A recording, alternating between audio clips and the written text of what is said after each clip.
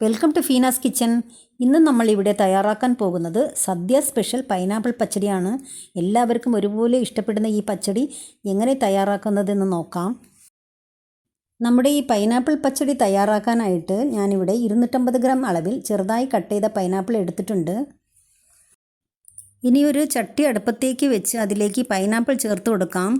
കൂടെ വേണ്ടത് 1/2 ടീസ്പൂൺ മുളക് പൊടിയും ഒരു 1/4 ടീസ്പൂൺ അളവിൽ മഞ്ഞൾപ്പൊടിയും ചേർത്ത് കൊടുക്കണം. ഇനി ഇതിലേക്ക് ആവശ്യമായ 1/2 ടീസ്പൂൺ ഉപ്പ് ചേർക്കാവുന്നതാണ്. ഇനി അവസാനം നോക്കിയിട്ട് വേണമെങ്കിൽ ചേർത്ത് കൊടുക്കാം. പൈനാപ്പിൾ വേവാൻ ആവശ്യമായ 1/2 കപ്പ് വെള്ളവും ചേർത്ത് നല്ലപോലെ ഇതൊന്ന് വേവിച്ചെടുക്കണം. ഇനി ഒരു തണ്ട് കരിവേപ്പിലയും ഇട്ട് സ്റ്റൗ മീഡിയം ഫ്ലെയിമിൽ വെച്ച് 5 മിനിറ്റ് അടച്ചു വെച്ച് വേവിക്കാം. ഇപ്പോൾ ഏകദേശം 5 മിനിറ്റോളം ആയിട്ടുണ്ട്. പൈനാപ്പിൾ ഒന്നുകൂടി വേവാനുമുണ്ട്, അതുപോലെ തന്നെ ഇതിലെ വെള്ളവും കുറച്ചുകൂടി വറ്റാനുമുണ്ട്. ഇനി പച്ചടിക്ക് വേണ്ട അരപ്പ് തയ്യാറാക്കാം.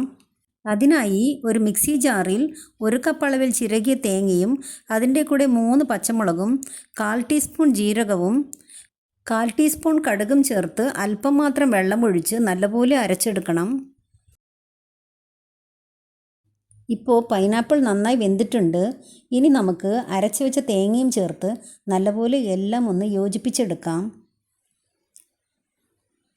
ഈ സമയം സ്റ്റൗ മീഡിയം ടു ലോ ഫ്ലെയിമിൽ വെച്ച് 2 മിനിറ്റ് നേരം തേങ്ങയുടെ പച്ചമണമൊക്കെ മാറി ചെറുതായി ഇതിലെ വെള്ളം ഒന്ന് വറ്റട്ടെ.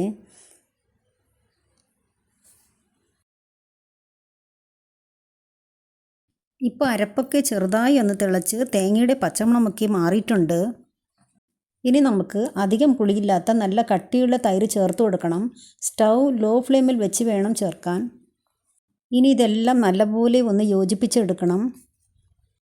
ഈ സമയത്ത് ഉപ്പും മധുരമൊക്കെ നോക്കാവുന്നതാണ്. എനിക്ക് ഉപ്പ് കുറച്ച് കുറവ് തോന്നിയതുകൊണ്ട് 1/2 ടീസ്പൂൺ അളവിൽ ഉപ്പ് ചേർക്കുന്നുണ്ട്. മധുരം കുറവ് തോന്നുകയാണെങ്കിൽ അല്പം പഞ്ചസാര കൂടി ചേർക്കാവുന്നതാണ്. ഇന്ന് നമ്മൾ തയ്യാറാക്കിയ പച്ചടിയിൽ ഉപ്പും പുളിയും മധുരമൊക്കെ പാകത്തിനുണ്ട്. ഇനി സ്റ്റൗ ഓഫാക്കാം. ഇനി പച്ചടിയിലേക്ക് താളിച്ച് ചേർക്കാനായി ഒരു ചെറിയ പാനിൽ 1.5 ടേബിൾ സ്പൂൺ വെളിച്ചെണ്ണ ഒഴിച്ച് ഒന്ന് ചൂടാകുമ്പോൾ 1/2 ടീസ്പൂൺ കടുക് ചേർക്കണം. കടുക് ചെറുതായി ഒന്ന് പൊട്ടി വരുമ്പോൾ 2 വറ്റൽമുളകും 1 തണ്ട് കരിവേപ്പിലയും ഇട്ട് എല്ലാം കൂടി മൂത്ത് വരുമ്പോൾ നമ്മുടെ പച്ചടിയിലേക്ക് ചേർത്തി മണം പോകാതെ അടച്ചു വെക്കണം. ഇപ്പോൾ നമ്മുടെ സദ്യ സ്പെഷ്യൽ പൈനാപ്പിൾ പച്ചടി റെഡിയായിട്ടുണ്ട്. എല്ലാവരും ഒന്ന് ട്രൈ ചെയ്ത് നോക്കിയിട്ട് അഭിപ്രായങ്ങളൊക്കെ കമൻറ്റ് ബോക്സിൽ വന്ന് അറിയിക്കണേ. അതുപോലെ തന്നെ വീഡിയോ ഇഷ്ടമായെങ്കിൽ ലൈക്ക് ചെയ്യാനും ഷെയർ ചെയ്യാനും ചാനൽ സബ്സ്ക്രൈബ് ചെയ്യാനും മറക്കല്ലേ. ഇനി ഇതുപോലെ നല്ലൊരു റെസിപ്പി ആയിട്ട് കാണാം. Thank you for watching.